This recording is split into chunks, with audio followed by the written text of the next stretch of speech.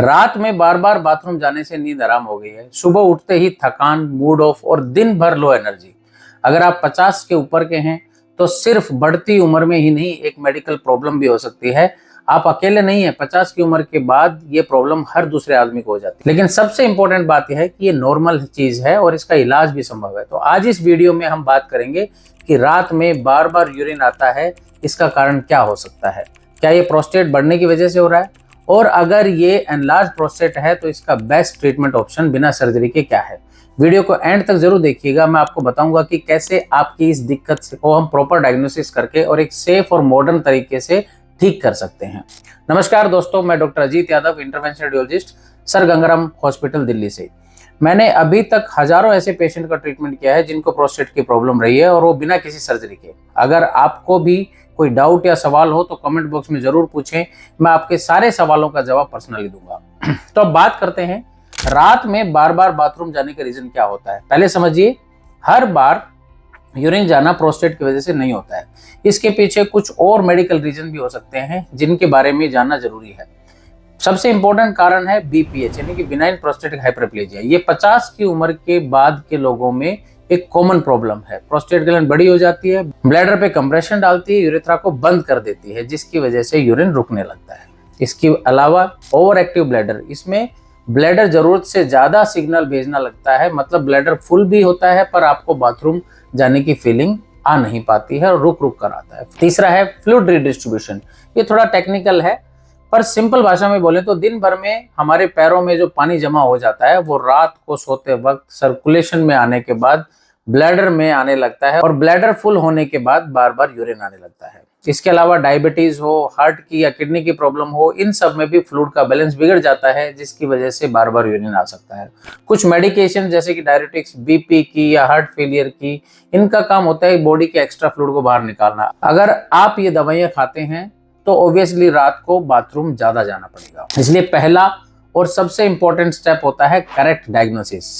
जब तक ये नहीं पता चलेगा असल में प्रॉब्लम क्या है, तब तक ट्रीटमेंट किस डायरेक्शन में जाएगा हम नहीं बता सकते। तो हम बात करते हैं बीपीएच की।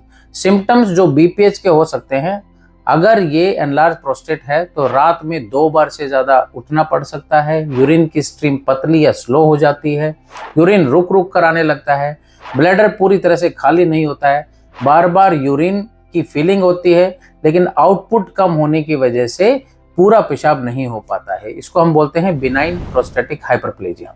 तो नेक्स्ट क्वेश्चन आता है, इसका डायग्नोसिस कैसे होता है। तो बीपीएच का डायग्नोसिस बड़े ही सिंपल टेस्ट होते हैं। Ultrasound, केयूबी with post wide residual urine, pH से, ब्लड टेस्ट से, यूरोफ्लोमेट्री से या डिजिटल रेक्टल एग्जामिनेशन से। टेस्ट के बेसिस पे डिसाइड होता है कि प्रॉब्लम माइल्ड है, मॉडरेट है या सीवियर है, और उसी के बेस पे ट्रीटमेंट किया जाता है। इसका best non surgical treatment PAE, मैं इस पे बहुत सारी वीडियो पहले भी बना चुका हूं। अगर किसी पेशेंट को बीपीएच होता है तो पहला ऑप्शन उसको सर्जरी दिया जाता है, लेकिन मॉडर्न और सेफेस्ट ट्रीटमेंट आज के समय है PAE यानी कि प्रोस्टेटिक आर्टरी एम्बोलाइजेशन, जिसको हम बिना सर्जरी के कर सकते हैं। अब आप सोच रहे होंगे कि PAE प्रोसीजर होता क्या है, तो चलिए मैं आपको सिंपल भाषा में बता देता हूँ। सबसे पहले इसमें कोई चीरा या कट नहीं लगता है, यानी कि ऑपरेशन नहीं होता है। यह सिर्फ लोकल एनेस्थीसिया में होता है, पेशेंट होश में रहता है, कोई पेन या डिस्कम्फर्ट नहीं होता है। एक छोटी सी ट्यूब ग्रोइन या कलाई की हर नस से अंदर ले जाई जाती है, बिल्कुल ही मिनिमल इन्वेजिव तरीके से। इस ट्यूब के थ्रू प्रोस्टेट के ब्लड सप्लाई वाली आर्टरी को ब्लॉक कर दिया जाता है। जब आर्टरी ब्लॉक हो जाती है तो धीरे धीरे प्रोस्टेट का साइज श्रिंक होना शुरू हो जाता है। ये बिना स्टिच और बिना कट के होता है। अब बात करते हैं कॉमन सवालों की कि प्रोसीजर का ड्यूरेशन क्या होता है। तो ये सिर्फ 30 से 45 मिनट का प्रोसीजर है। Hospital admission, same day patient को हम डिस्चार्ज कर सकते हैं, यानी कि रात को पेशेंट वापस घर पे।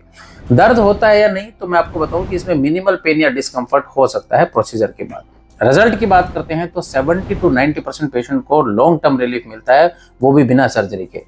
तो अगर आप मेडिसिन से थक चुके हैं या उनके साइड इफेक्ट से परेशान हैं तो PAE एक मॉडर्न और इफेक्टिव से तरीका है। सर्जरी कब कंसीडर करनी चाहिए?